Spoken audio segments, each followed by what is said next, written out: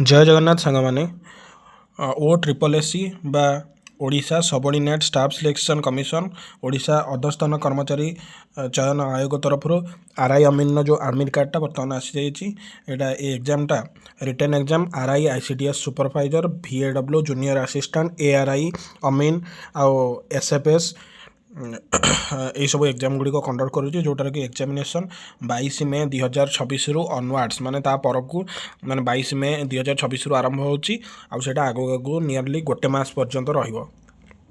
तो जो मानकर एडमिट कार्ड डाउनलोड कर जाइछन्ती सेमानकु बेस्ट ऑफ लक आ जो माने भी करना सेमान जल्दी जल्दी एडमिट कार्ड डाउनलोड कर दियंतु। जस्ट आपण माने लॉगिन करके आपणकर यूजर आईडी पासवर्ड सेट मते डाउनलोड करि परिबे और मु गोटे डिस्क्रिप्शन में गोटे लिंक दे दोची आ किबा कमेंट सेक्शन में न पिन मु कर दोची मते सेइतुर मते आपण डाउनलोड करि परिबे।